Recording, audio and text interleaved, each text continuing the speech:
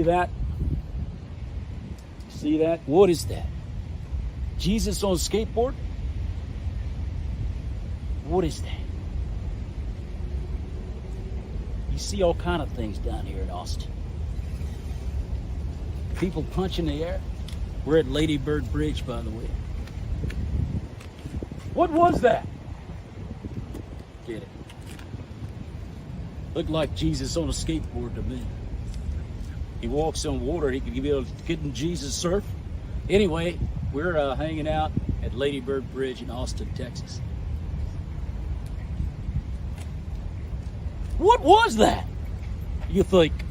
It doesn't matter. We'll leave it alone. Thanks for watching the Maurice Brown Show.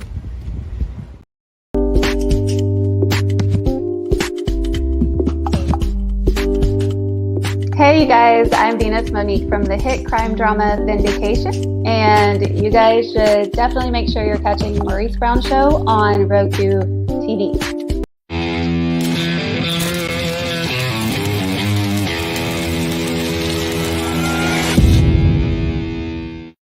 Yeah! Hello, everybody, and welcome to the Maurice Brown Show. We have a very special guest on our show today. South African born, has been composing and producing music for over 25 years. His production and composition experience include many genres of modern music. He's the founder and CEO of Rain Music, a recording and production studio operating out of Tampa, Florida. He's also going to be speaking this year at the International Christian Film Festival, to be held in Orlando, Florida, May 3rd through the 6th. Ladies and gentlemen, please welcome to the show, Nick Coetzee. How are you, Nick? Hi there, Maurice. Thank you so much for having me on the show. It's actually Coetzee. Coetzee. I Okay. know it's a difficult one to pronounce, but it's very common in South Africa, but it's pronounced Coetzee. Okay. Coetzee. My apologies, sir. I No. should have made sure I got that correct. But thank you so much, Nick, for being on the show, man. God bless you, brother. You and I had a chance to talk prior to coming on a day or two about the lack of comedies in faith-based films, quite frankly and honestly. And you are actually you are in preparations on directing a rom-com of all films, a romantic comedy. Tell us a little bit about that. Well, I'm probably not going to direct it, but I'm writing it, and so I teamed up with an actress who's done a lot of Hallmark films. She's Hispanic, and I had been chatting with BMG Global, one of the largest, faith-based distributors, and the CEO of that organization said, "Look, we really need romantic comedy." So I thought, well, let me just come up with an idea. So I came up with an idea for a story, and myself and Miranda Roldan, who's done quite a lot of romantic comedies, and I have basically got together and we've created a story. We've got a pitch deck and a synopsis and a treatment. And so we're pitching it to get funding, and my attachment to the film will be to write the music, and hers will be to be the lead actress. And so it's a hilarious. It's kind of like a big fat Greek wedding, but Hispanic version, Oh, wow. kind of thing. And it's a lot of fun, but there's some real life challenges in it as well, where where their faith grows and opportunity for forgiveness. So it's not super religious or Christian, but it's very, very strong, a strong message to reach people and just have people just have a good laugh. At the same time, have some strong themes coming through. Yeah, and since we're on the subject, I'm wondering what your opinion is as far as the lack of not only comedies but action films, even in the faith-based world. Why do you think that filmmakers are hesitant to get into those genres? I think that we take ourselves too seriously. I think Okay. that Christians want to bring out a very strong redemptive theme in their films because there's so much of the other stuff out there that sometimes we forget that we also need entertainment, and we need Yeah. to be able to laugh at ourselves. And so, I mean, I love Christian. There's some great Christian comedians out there, and you being one of them. And I think that there needs to be just better scripts written and more scripts written in the area of romantic comedies. And then the action thriller type film, I think it's more expensive to make. So, Yeah. you know, Yeah. a lot of the faith-based movies get made for between $300,000 and $600,000. There's a lot of movies being made, and then of course there's tons that are being made for more than that, and $1 million to $5 million. But the average Hollywood budget, you know, would start at maybe $5 million, and that would give enough meat, enough wiggle room for them to get some really cool CGI, special effects, you know, stunt coordinators, and have some major action sequences like a Jason Bourne type of film. So I think there are more coming, and there's a couple of great ones out there right now. So I'm looking forward to seeing more of that. And when you think about the budgets for Christian films, I mean, you look at The Chosen, for example, right now, which was basically um, funded by a GoFundMe approach, and I think they were able to get $10 million for The Chosen. That is an awesome, awesome show. Incredible. Yeah, it's fantastic. And I think that kind of funding is actually very good. People want to see that kind of quality of film. So I think maybe we'll see more and more of that kind of crowdfunding. I do think that there's more investors that are coming to the table. They realize that there is a market. They can actually make their money back. And that's what I asked David. I said, well, you know, what sort of money, what sort of returns could we look at? And he was talking in the area of $300,000 to $400,000. So if we can get a return of that and raise, you know, because we can make a film for between $400,000 and $500,000. It's going to be a good quality film. It just won't have an A-list actor attached to it, and that's where the budget gets higher. When you bring in one actor, that's a named actor that is going to ask for, say, $1 million. That kind of Yeah. puts you out of the ballpark. But I'm encouraged, and I've been going to the faith-based film festivals now for the last 3 years. I go to about 4 or 5 a year around the country, and I've been meeting some amazing people, and there's some tremendous films that are about to come out. I'm working on 2 big docudramas at the moment. One about the road to Mount Sinai. The other one's called Eating with the Enemy, which is about the Last Supper. A lot of end time themes. And so I'm having to research a lot of my Middle Eastern sounds to get into that you know, period piece. Yeah, and there are a lot of great faith-based actors. There, you've got guys like Todd Terry and Cameron Arnett and Gigi Ursillo, Brett Varvel, and Exactly. Kevin Sorbo, Jen Gotza. There's so many fine actors and directors out there, and I can't wait to get to the film festival. You're going to be speaking there this year. What are you going to be discussing at the festival this year, Nick? Maurice, I've been asked to talk about the role of music in film. Okay. And that would be probably directed at, you know, composers and music producers, but also directors, because in the films that I've done and working on, I noticed that directors sometimes have a hard time explaining exactly what they want. They either give you too much freedom, where you're out there sort of just maybe picking around, and then you may not come up with anything like what they want, or they're too specific, and they'll give you a temp track that is unrealistic, because the temp track is made up of, you know, a huge Hollywood score. And even one of my favorite composers, Hans Zimmer, said the same thing. He doesn't like it when a director gives him a temp track that's made up of just choice bits from other films, because it puts more pressure on him to come up with what he feels could be the right thing. So there's a place in the middle. So I'm going to be speaking to directors and producers as to how to communicate with a composer to get what you need. And I'll talk a lot about that. Plus, just there's a lot of young people that are wanting to get into film music and composing. And I've fortunately had a lot of background in producing music. So I'm well versed in many, many different styles. And so I'm excited to be able to share from my experience and just interact with people, just to encourage them that, hey, you know, you may have to do something for free, Yeah. but you need to create value and come up with the right sound. Because if your sound is real cheesy and real synthy, you know, you're going to be down at the bottom with a lot of low budget stuff. So you have to learn how to actually make your, you know, record it in the box, but make it sound as live as possible. And even if you have to add a live violin or cello, that often makes a big difference.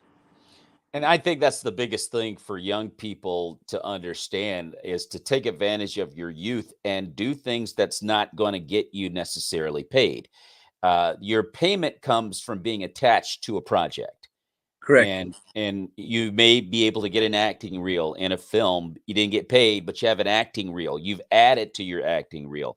All that stuff adds up. Networking, being on the lighting crew, the film crew, being you know, whatever you can do, being in the crowd scenes, and all those different things. All of that stuff adds up because you're networking, and people will remember you. And it makes a difference. So yeah, I like what you said, Nick. You're gonna have to just understand there are times where getting paid's not a part of the narrative. It's great to get paid, and if you're living by this, then but your material has to be on a level with others that are getting paid. Yeah. And then you have to meet people, because I went and met up with a number of different people that only 6 months or 8 months after I met them did I get a call saying, hey, you know, we're needing to put music to this piece of film. You know, the only budget we have is $1,000, you know, and it's a 15-minute film. Yeah. Well, hey, you know, if I spend 3 or 4 days on it, and I do what I maybe would have preferred to have got paid, say $3,000, what I have to do is I have to create value, so that next time when somebody else hears that piece of music, they'll go, wow, this is really good. You know, what do you charge? And then you can come up with a more realistic number. And I've been just recently asked to do something without charge.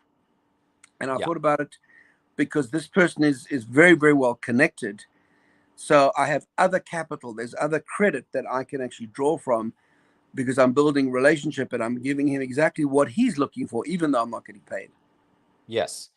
Great advice, and something to definitely remember, particularly in this industry. We're talking about faith-based films. By the way, I want to make sure I get this right. We're talking with South African director and film score, Nick Coetzee. No, Coetzee. it's could Coetzee. like it's say, if I could see her, she'd be wearing pink pajamas. If I could see her, could see her.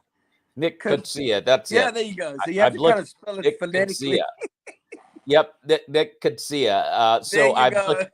I'm looking at the way that it's spelled. Anyway, that being said, I know uh, the spelling but is weird, Maurice. yeah, Really well, is. it's all good. I understand, and he's going to be at the International Christian Film Festival, May 3rd through the 6th, speaking about film and film scores. But Nick, we're talking about faith-based films, and I threw out the Irwin brothers. I threw out the Kendrick brothers. If I didn't, I will now. They make great films, and they're probably the names that you think about when you say a Christian film. And they've had the ability to produce anywhere from $5 to $7 million worth of budget films and make it Sure, look like it's worth 70 million. They're sure, really good at that. they really are. But what is your opinion of faith-based films in general, as far as what is it that you would like to see improved upon, if any?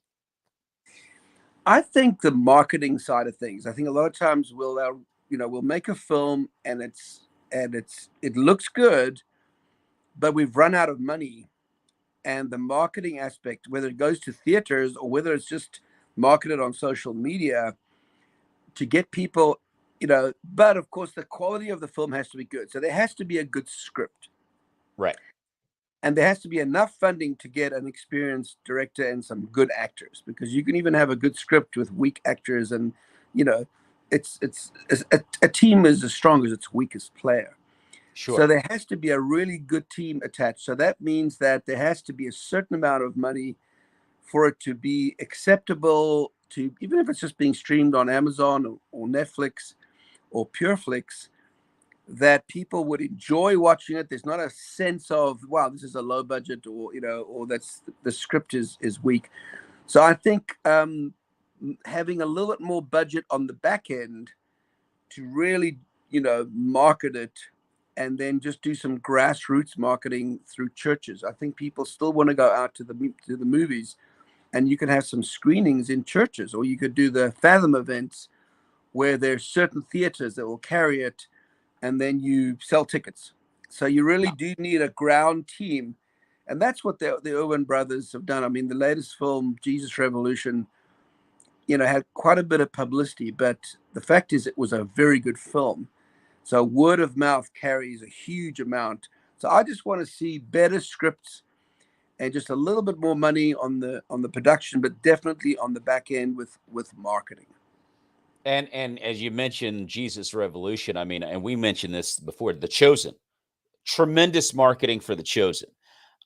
Probably far and away in the Christian world, the best marketing I think you'll see for any Sure. program that you'll see. But Jesus Revolution was terrific. But Nick, I wanna ask you this, and maybe switch gears a little bit. It's hard. Entertainment is difficult.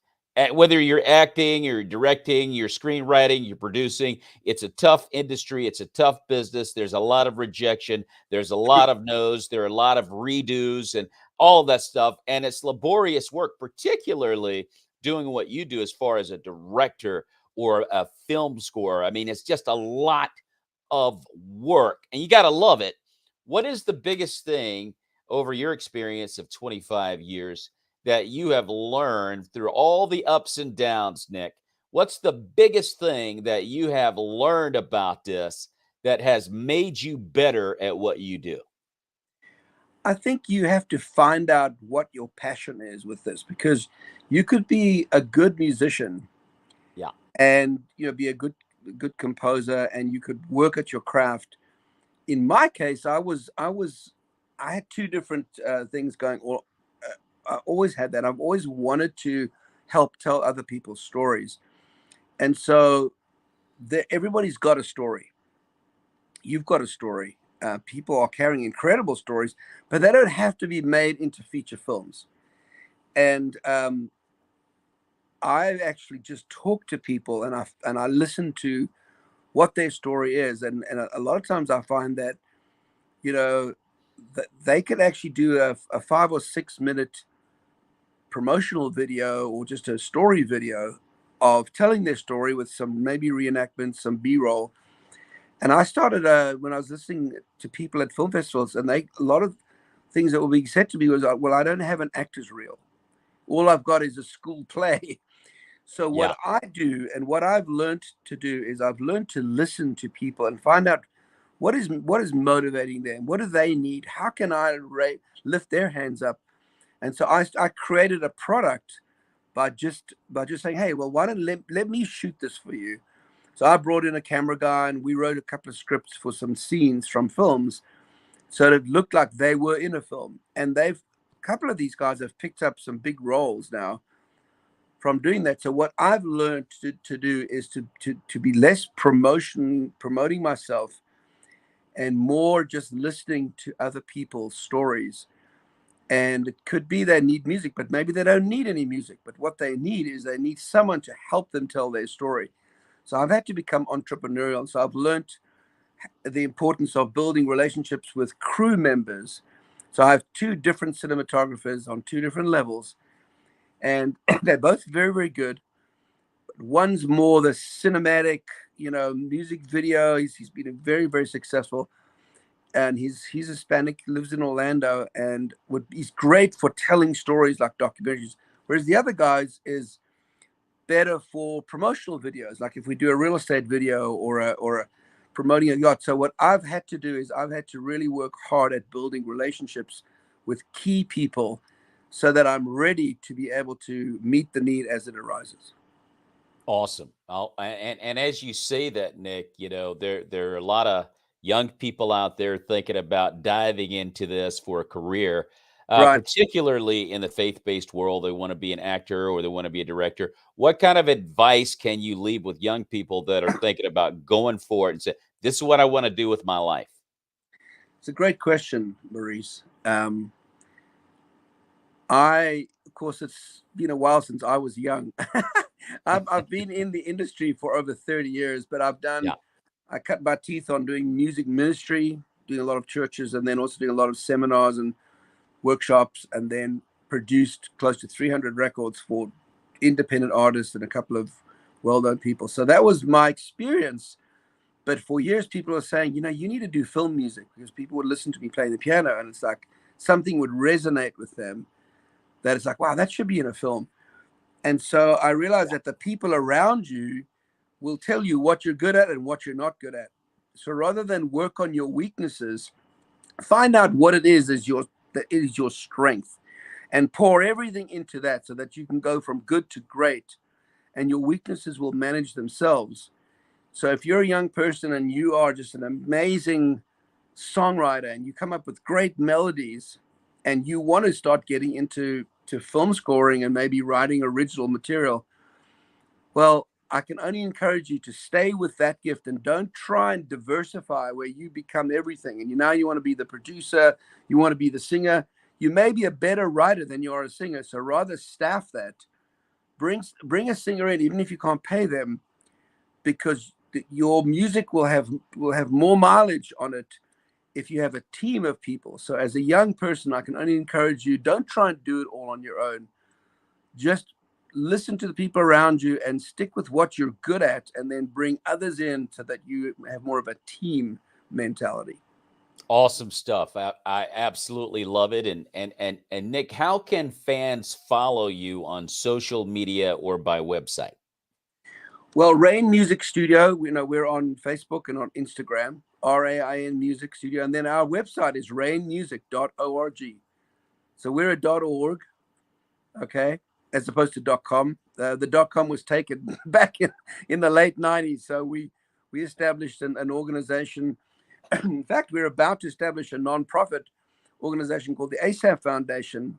And we're going to be raising, large sums of money through private funding and government grants to really pour into the arts for the people that don't have the funding to be able to tell their story or produce their album.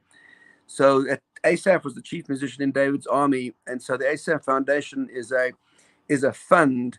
It's an organization that will help champion the arts with folks that have the gifting and have the criteria and have the right heart, but don't have the funding. So that'll be more information will be made available as we launch this initiative. I love it. And that would be at rainmusic.org. Fans can go rainmusic.org, and then you can contact me. My phone number's on there. I'm very easy to contact, for writing music and for, I can come out and speak, and I do workshops for musicians in churches. And then I've got a studio here. That's what you're seeing here. This is my studio, where I've been actually creating music this afternoon for this documentary. Okay. And I'm actually going to get back to it when our interview's over, so because they were expecting me to send them a piece of music before sundown. Oh, okay. But it's okay, because this is more kind of ambient background stuff, a lot of drone sounds, and creating the atmosphere, because there's a lot of dialogue in a documentary. So Nick Coetzee, you just put and Rain, RAIN. So as long as you have those two together, you can just go on Google and you'll find me. I'm kind of fairly easy to find because my last name is not that common. No, it's not that common. And I hope here in America, and it's pronounced Coetzee. So there you go. Yeah. Coetzee. Well, I hope you get that job done before sundown. You don't want the ghost of John Wayne to show up there.